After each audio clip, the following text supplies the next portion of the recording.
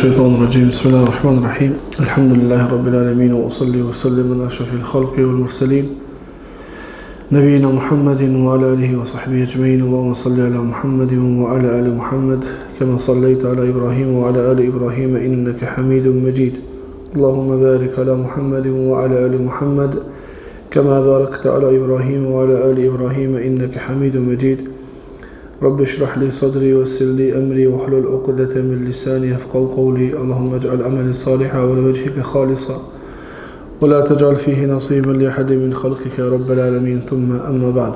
Vazhdojmë në kapitullin e radhës. Kapitullin që folëm javën e kaluar ishte kapitulli i cili flet për obligoshmërinë e tauhidit dhe se Allahu xhalla xhelalu ka kriju njerëzit dhe xhinat për të adhuruar Allahun subhanahu wa taala, më saktësisht për ta njësuar Allahun në adhurim, dhe se lufta mes pejgamberëve dhe kundërshtimet mes pejgamberëve dhe popujve të tyre ka qenë rreth tauhidit uluhie, për shkak se ata e kanë besuar tauhidin rububie, pra e kanë besuar ekzistimin e Allahut subhanahu wa taala, mirë po i kanë bërë shirk Allahut në adhurim. Kapitulla e radhës, të cilën ka pru hoxha në këtë libër, thot babun fadlu at-tauhid wa ma yukaffiru min adh-dhunubi. Kaptin e cila flet për vlerën e tauhidit dhe mëkatet që i fal tauhidi. Pra tauhidi prej vlerave kryesore e ban që robi me shkëtu prej dënimit Allahut në botën tjetër, prej dënimit të përgjithmonshëm, dhe pastaj varësisht sigurisë që e ka marrë, apo varësisht tauhidit që ka pas në këtë botë, e merr dhe sigurinë në këtë botë edhe në botën tjetër. Për ta sqaruar këtë çështje më mirë, na flet Allahu në Kur'an. Thot Allahu: "Alladhina amanu wa lam yalbisu imanahum bi dhulm, ulaika lahumul amnu wa hum muhtadun." Në surën Al-An'am ajeti 82.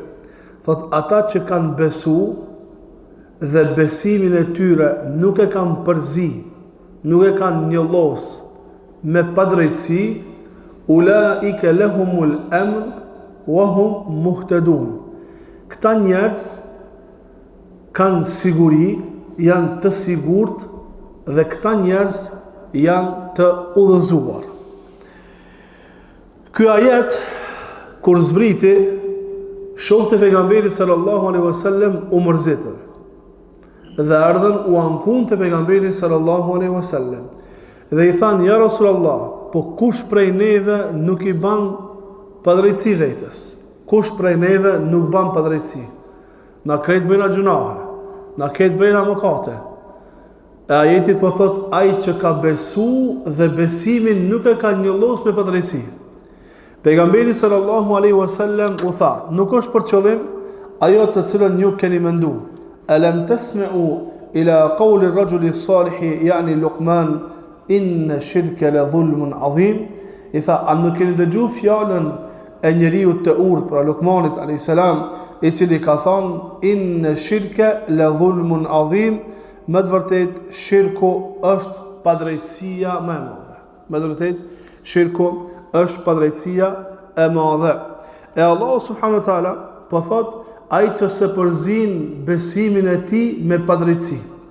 Padrejtësia për qëllim të ky ajet është shirku.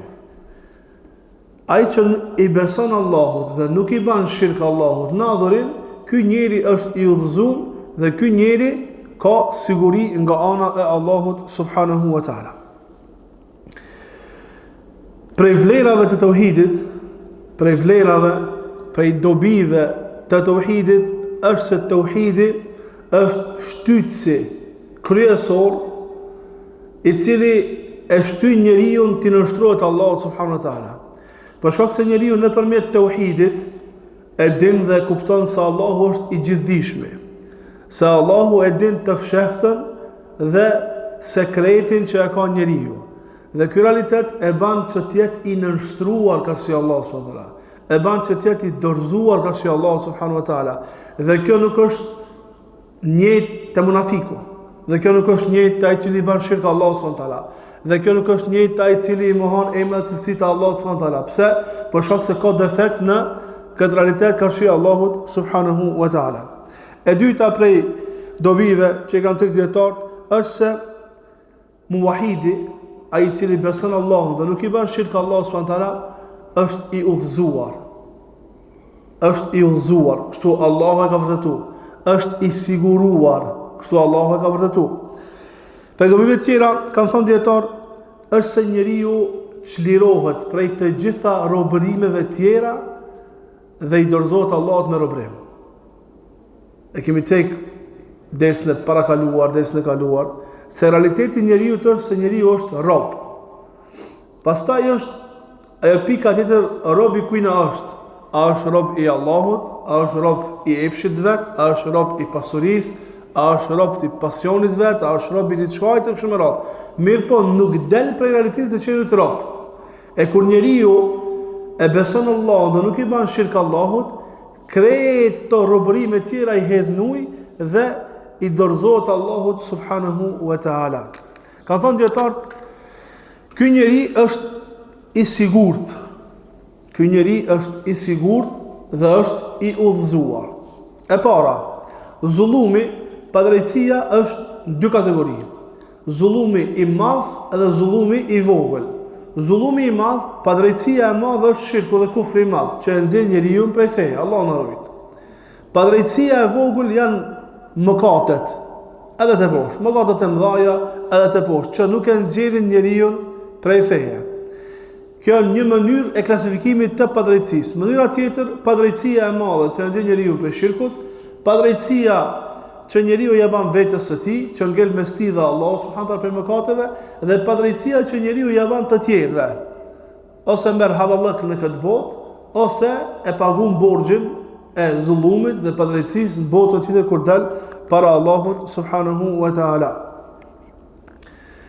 Padrejtësia, në qoftë se njeriu i largohet padrejtësisë së madhe, e shpëton veten prej të qendrit përgjithmonë në zjarr të xhenemit.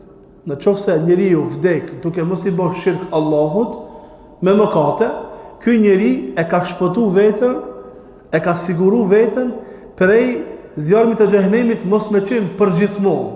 Po për me hyrë zjarr është në dëshirën e Allahut. Në qoftë se don Allahu me dënu, e dënon me drejtsinë e tij. Në qoftë se don Allahu me e fal me mëshirën e tij. E tash në qoftë se njeriu është muahid, besimtar, nuk i ka bërë shirk Allahu subhanahu wa taala, mirë po ka mëkate, varësisht mëkateve, atë që ka sigurinë, edhe në këtë botë edhe në botën tjetër. Disa dietarë kanë thënë, njeriu i cili nuk i bën padrejtësi, nuk bën shirk të madh Allahu subhanahu wa taala, ky njeri është i udhëzuar në këtë botë dhe është i siguruar në botën tjetër. Disa dietarë kanë thënë, udhëzimi dhe siguria vlen edhe për këtë botë, edhe për në botën tjetër. Pastaj, sa e ka sigurinë, sa e ka udhëzimin, atë që ka punë. Në qoftë se njëri prej neve do me ditë se sa është i udhëzuar, le ta këshyre çysh e ka raportin me fjalën e Allahut dhe fjalën e pejgamberit sallallahu alajhi wasallam. Çysh e ka raportin me haramin dhe me halalin. Kështu e këshyr vetin njeriu se ku është. Në qoftë se do me këshyr njeriu se çfarë grade është tek Allahu, le ta këshyre çfarë grade është Allahu te zemra e tij. Pra nëse na do na me ditë se ku jemi na te Allahu, do të më pyet veten ku është Allahu te na. Në çfarë grade është Allahu në zemrën tonë. Që me kuptu mas mirti, thotë Ibn Kaimi, që me kuptu këta mas mirti, se ku është Allahu në zemrën tënde, këshyre çysh është raporti jot me urdhrat dhe me ndalesat e Allahut subhanahu wa taala. Çysh është raporti jot me mëkatet, në publik, në vetmi dhe kështu me radhë. Aq e ki udhëzimin në këtë botë, aq e ki sigurinë në botën tjetër. Elusim Allahun që Allah ta shton udhëzimin ton, edhe sigurinë edhe në këtë botë, edhe në botën tjetër. Argumenti tjetër për vlerën e tauhidit është hadithi pejgamberit sallallahu alajhi wasallam, hoxha në këtë kapitini ka përmend një ajet edhe 4 hadithe. Një ajet edhe 4 hadithe. Nga Ubadah ibn Samit radhiyallahu anhu se ka thënë i dërguari Allahu sallallahu alaihi wasallam men shahida an la ilaha illa Allah wahdahu la sharika la wa anna Muhammadan abduhu wa rasuluhu wa anna Isa abdullah wa rasuluhu wa kalimatuhu alqaha ila Maryama wa ruhun min adkhalahu Allahu al-jannata ala ma kana alayhi min al-amal. Dhe kjo është të kulmi vëllai. Kjo hadith edhe hadithet që vinë vazhdim janë kulmi, janë knatësia më e madhe me të cilën kënaqet besimtari. Pse? Se këtu del pa, në këtë hadith del pa rëndësia e tauhidit. Çka do të thonë ti mos i bësh shirk Allah subhanahu wa taala? Çka do të thonë ti me e pas dert mos i bësh shirk Allah subhanahu wa taala? Vetëm shirk mos i bësh Allah subhanahu wa taala. Dhe kemi thënë kur themi mos i bësh shirk Allah subhanahu wa taala nuk e kemi për qëllim që me i zonë të vogla mëkatet ka shi Allah subhanahu wa taala. Jo. Po pika kryesore është mos mi bësh shirk Allah subhanahu wa taala. Pastaj mëkatet dhe urdhnat tjera të Allah subhanahu wa taala varësisht gjendjes as që kemi sigurinë edhe udhëzimin. Në këtë hadith pejgamberi sallallahu alaihi wasallam tha kush dëshmon se nuk ka të adhuruar me merit pas Allahut. Ka thënë dietar kush dëshmon, dëshmia nuk ndodh pa dituri. Kena me fol për fjalën la ilaha illallah në vazhdim në kapitullin e ardhshëm. Mirë po. Kur don dikush me dëshmua, për dëshminë e tij me pas dituri. Edhe në këtë rast, nuk mundet dikush me dëshmu la ilaha illallah nëse nuk ka dituri. Në fakt ai mundet me e thonë, mirë po nuk i ban dobi te Allahu subhanahu wa taala me shfutu prej zëmit të xhenemit. Pra kush dëshmon, pra ka dituri se nuk ka të adhuruar me merit pas Allahu subhanahu wa taala. Dhe se Muhamedi sallallahu alaihi wasallam është i dërguar dhe rob i Allahut. Dhe se Isa a.s. është rob dhe i dërguar i Allahut. Dhe është shpirt të cilën Allahu e ka dërguar te Maryami a.s. Adkhalahu Allahu al-jannata ala ma kana min al-amal. Allahu kush i ban këto dëshmi, Allahu ka më fut në xhennet pavarësisht punëve tjera që i ka bërë. Pavarësisht punëve tjera që i ka bërë. Që na jep ne në mësu, ky hadith i pejgamberit sallallahu alaihi wasallam, se ai i cili vdek me tauhid dhe vdek pa shirk, ky njeri ose ka me hyrë në xhennet ibtidaan me një herë, e kush ka me hyrë në xhennet me një herë, vjen kaptina e radhës. Men haqqaqa at-tauhid dakhala al-jannata bighayri hisab. Ka thon kaptina e radhës që vjen inshallah për javën e ardhshme, thot hoxha, ai i cili e realizon tauhidin ka me hyrë në xhennet pa llogari. Me një herë. Allah na vëfletoj. Mirë po ai i cili vdek si muwahhid ose futet në xhennet me një herë, ose Allahu e dënon për mëkatet që i ka bërë me drejtsinë e tij dhe pastaj e fut apo në xhennet. Pavarësisht gjendjes, në xhennet ka me hyrë. Fillim apo më vonë, në xhennet ka me hyrë dhe ka me shpëtuar. La ilaha illa Allah. Kush dëshmon se nuk ka të adhuruar. Dhe këtu me pas kujdes se la ilaha illa Allah nuk e ka për qëllim se nuk ka zot tjetër pos Allahut. Se këtë besim e kanë pas edhe mushrikt në kohën e pejgamberit sallallahu alaihi wasallam. Këtë besim e kanë pas edhe të tjerat. Po fjala ilah, te dëshmia e ka për qëllim i adhuruar, nuk ka të adhuruar me merit pos Allahut. Për shkak se zotna tjerë që adhurohen pos Allahut pa drejtësisht janë të shumët. Ka pas, ka edhe do të ketë deri në kiamet që adhurohen pos Allahut subhanahu wa taala. Tek fraksionet e devijume, fjala la ilaha illallah do të më thonë nuk ka zot tjetër pos Allahut. Nuk ka zot tjetër pos Allahut. Dhe në qoftë se kish me qenë kështu kuptimi kësaj fjale, s'kish me pas asnjë pik problemi mes pejgamberëve dhe popujve të tyre. Kur pejgamberi sallallahu alaihi wasallam erdhi u tha qulu la ilaha illa Allah tuflihu, thuni la ilaha illa Allah, keni më shpëtu, çka than ata? Than e ja'ala al-alihata ilahan wahida inna hadha la shay'un ujab. Tha a i banet të gjithë të adhuruarit tanë një të adhuruar, me të vërtet kjo punë është e çuditshme.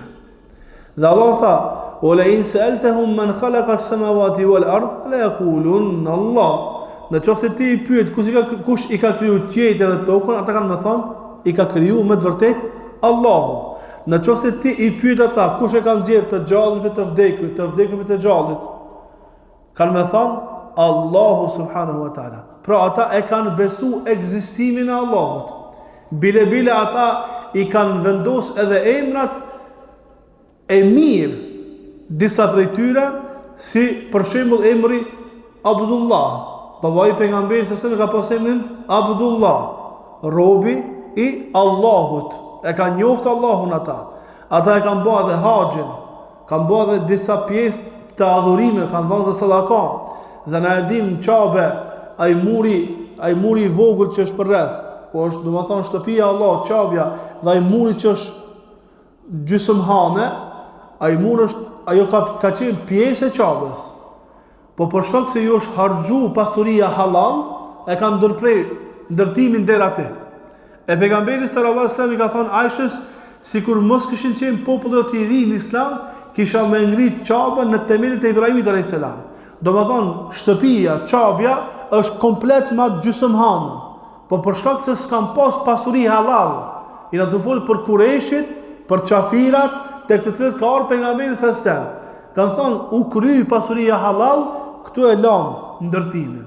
Domethënë ata kanë pas disa prej adhurimeve, po problemin e kanë pas se i kanë bërë shirk Allahu xhelel xhelal në këto adhurime, dhe për këtë shkak Allah i ka dërguar pejgamberin sallallahu alaihi wasallam. E sikur të kishte qenë puna se fjala la ilaha illallah domethënë nuk ka zot pas Allahut, s'kishte pas problem as me Kureshit, as me krishterët, as me jehudët, edhe kështu më radh. Wahdahu la sharika la, i cili është i vetëm dhe nuk ka ortak. Ka thënë ata, kjo pjesë e hadithit, kjo pjesë e hadithit në fjalën e pejgamberit sallallahu alajhi wasallam është vërtetimi i fjalës la ilaha illallah, i cili është i vetëm, i cili nuk ka ortak në adhurim. Wa anna Muhammeden abduhu wa rasuluhu. Dhe i dërguari i Allahut është rob, dhe Muhamedi sallallahu alaihi wasallam është rob dhe i dërguari i Allahut. Çfarë do të thonë me dëshmu Muhammedun Rasulullah, me dëshmu la ilaha illallah, do të thonë nuk ka të adhuruar me merit pos Allahut. Pastaj këtë me nxjerr praktik, me e adhuru vetëm Allahun dhe mos i bësh shirk Allahut. Kjo është e para. E dyta, Muhammedur Rasulullah. Çfarë do të thonë? Me i pyet, po thamë, një pjesë të madhe të muslimanëve, a mundesh me më tregu çka do të thonë çka Muhammedur Rasulullah? Po Muhamedi është i dërguari i Allahut, edhe robi i Allahut. Po diçka pak më detaj, nuk di. Thot Sheikhu Muhammad ibn Abdul Wahhab rahimahullah taala në librin Tre Parime, thot fjala Muhammedur Rasulullah, kur dikush thot dëshmoj se Muhamedi është i dërguari i Allahut, kjo do të thonë ta'atuhu fi ma amara, me u nënshtru pejgamberit në atë çka urdhëron, me u largu prej asaj që na ndalon, me i besu për atë çka na informon, edhe mos me e adhuru Allahu ndryshe pos qysh na mëson pejgamberi sallallahu alaihi wasallam. Në qoftë se një njeri thot Muhammed Rasulullah, ama nuk e ndëgjon pejgamberin islam në urdhrat që ka dhënë, si ban dobi. Apo nuk largohet prej ndalesave që ka ndaluar pejgamberi sallallahu alaihi wasallam, nuk i ban dobi. Apo nuk e adhuron Allahun qysh na ka mësuar pejgamberi sallallahu alaihi wasallam, nuk i ban dobi. Adhurimi i tij është i papranuar. Apo nuk i beson në atë që na ka informuar, nuk i ban dobi. Edhe në qoftë se thot për ditë la ilaha illallah Muhammed Rasulullah, la ilaha illallah Muhammed Rasulullah. Kjo është për qëllim me Muhammedun Rasulullah, apo se Muhamedi është rob dhe i dërguar i Allahut. Dhe po ashtu se Isa alayhis salam është rob i Allahut dhe i dërguar i tij. Dhe është një fjalë që Allah e ka hedhur tek Mariamja, kur i ka thonë kun feyakun, bëhu dhe ajo është bë. Me urdhrin e Allahut subhanahu wa taala. Pra Isa alayhis salam është rob dhe i dërguar i Allahut subhanahu wa taala. Adkhalahu Allahu al-jannata ala ma kana min al-amal, Allahu ka më fut në xhennet pavarësisht punëve që i ka bërë. Elusm Allahu që Allah të na fut në xhennet fillimisht pa na marr në llogari. Kan thënë dietar, adkhalahu Allahu al-janna, ka më fut Allahu në xhennet, futën në xhennet dahet në dy kategori. E para është futja pa pas dënim, edhe dyta është futja në xhennet pas dënimit të merituar për shkak mëkateve që kemi bërë Allahu subhanahu wa taala. Hadithi tjetër nga Itban radhiyallahu anhu se ka thënë pejgamberi sallallahu alaihi wasallam, Allahu ja ka bë haram zjarmit personin i cili thot la ilaha illallah yabtaghi bidhalika wajha Allah.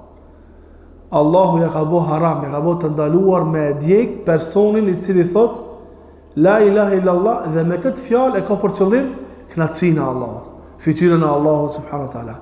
Kjo yabtaghi bidhalika wajha Allah e ka për qëllim fytyrën e Allahut subhanahu wa taala është një prej disa haditheve të pejgamberit sallallahu alaihi wasallam që na tregojnë neve se nuk është për qëllim veç me e thënë këtë fjalë. Që kjo yabtaghi bidhalika wajha Allah e ka për qëllim fytyrën e Allahut është hadith që argumenton për sinqeritetin. E thot këtë fjalë sinqerisht dhe nuk i bën shirk Allahut subhanahu wa taala. Po këtë fjalë e thot sinqert për Allahun dhe i nështrohet asaj e cila kuptohet prej kësaj fjale. Sahabiu Itban ibn Malik al-Ansari radhiyallahu anhu ka qenë prej sahabive që është folën pejgamberin sallallahu alaihi wasallam, por pas një periudhe kohore është plak dhe i është vështirësu shikimi dhe ka dërguar dikan me thirr pejgamberin sallallahu alaihi wasallam dhe me ardhur te shtëpia e tij më ia bën një vend ku mu fal dhe shkoi pejgamberi sallallahu alaihi wasallam mu fal në shtëpinë e tij dhe i tha ku po do mu fal, tha filan vendi, aty u fal pejgamberi sallallahu alaihi wasallam 2 rekat dhe pastaj në këtë vend vazhdoi mu fal Itbani radhiyallahu anhu dhe shtrun e gostitën pejgamberin sallallahu alaihi wasallam me ushqim e duke bisedu në bisedë e sipër folën për Malik ibn Dukhsham. Filluam të diskutu për këtë njeri, dikush tha, "Huwa munafiq, ai është munafiq." Pejgamberi sallallahu alaihi wasallam u tha, "La taqul hakadha, mos thuaj kështu. Alaysa qala la ilaha illa Allah yuridu bidhalika wajha Allah." As ka thënë la ilaha illa Allah dhe ka për qëllim kënaqësinë e Allahut subhanahu wa taala. Dhe thumma qala fa inna Allah harrama ala an-nar man qala la ilaha illa Allah yabtaghi bidhalika wajha Allah. Dhe pastaj tha pejgamberi sallallahu alaihi wasallam, Allahu e ka bë haram, e ka bërë të ndaluar zjarrin me e gjej personin i cili thot la ilaha illa Allah dhe ka për qëllim kënaqësinë e Allahut subhanahu wa taala. Tash e ka për qëllim kënaqësinë e Allahut subhanahu wa taala, nën këtë dunjë nuk e dina.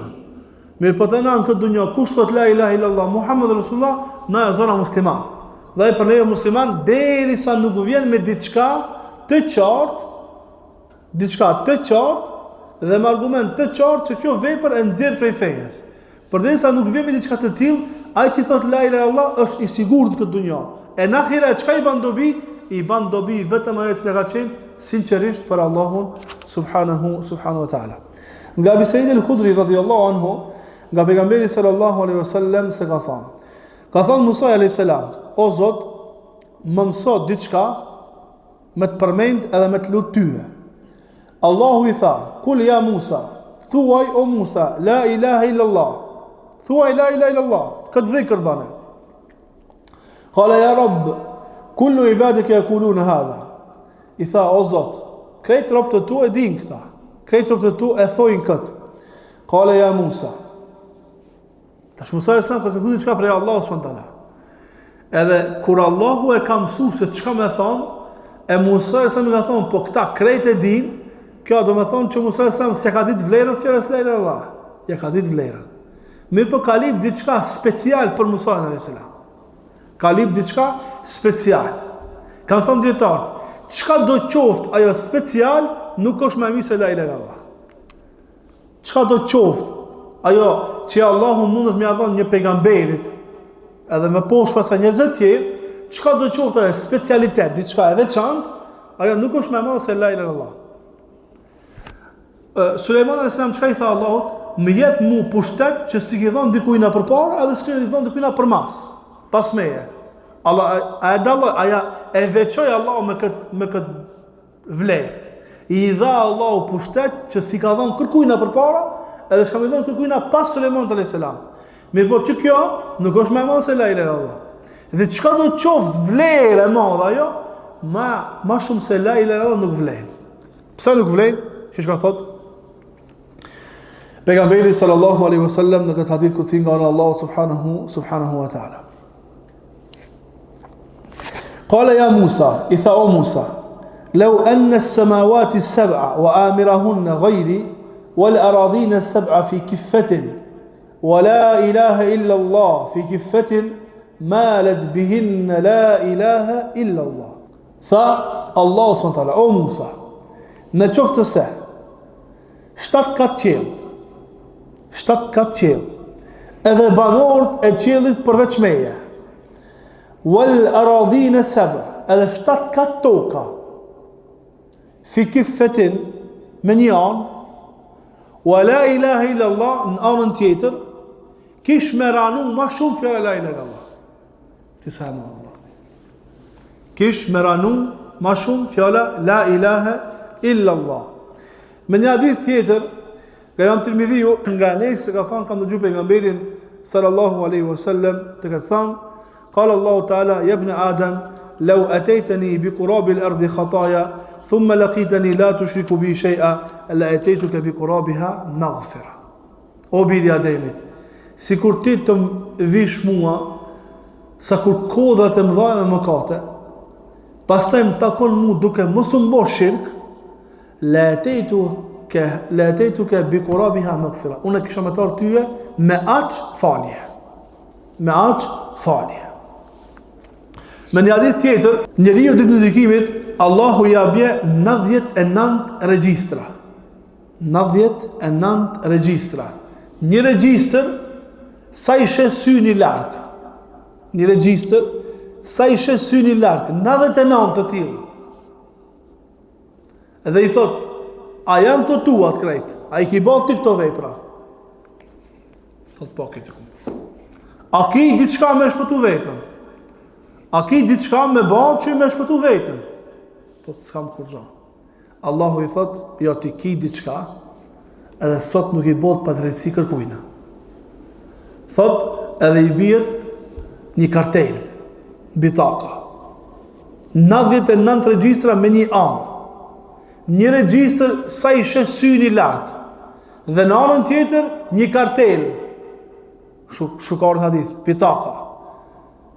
Të cilën është la ilaha illallah. Vendoset në anën tjetër të peshorës, fatashat bihin, ka thënë pejgamberi. Dhe kanë me fluturu, këto 99 regjistra kanë me fluturu. Ka shi kësa kartelet vogël. Qa ka këtu? La ilaha illallah. Nuk mundet me peshu diçka më tepër se fjala la ilaha illallah. Për këtë na ka kriju Allahu xhël xhelalu. I ka kriju gjin, i ka kriju njerëz, për këtë Allah i ka dërguar pejgamber. Krejta gjërat që kanë ndodhur këtë dunjë ndodhin për këtë fjalë. Krejta luftat kanë ndodhur për këtë fjalë. Vrasja e pejgamberëve kanë ndodhur për këtë fjalë. Ardha e pejgamberëve ka ardhur për këtë fjalë. 80.000 pejgamber për një ditë kanë vrarë Ben Israil për këtë fjalë. E kanë vrarë Zekeriin alayhis salam, Yahya, ja kanë heq kryen për këtë fjalë. E kanë dëbu pejgamberin se stem prej Mekës për këtë fjalë. Kanë qenë për pak duke e vrarë luftën e Uhudit për këtë fjalë. I kanë torturuar sahabët për këtë fjalë. Ka ra shahid Yasiri me bashortën e tij, është torturuar Ammari, është torturuar Bilali për këtë fjalë. Nuk ka diçka më të rëndë se kjo fjalë. Nuk ka diçka më të vlefshme se kjo fjalë.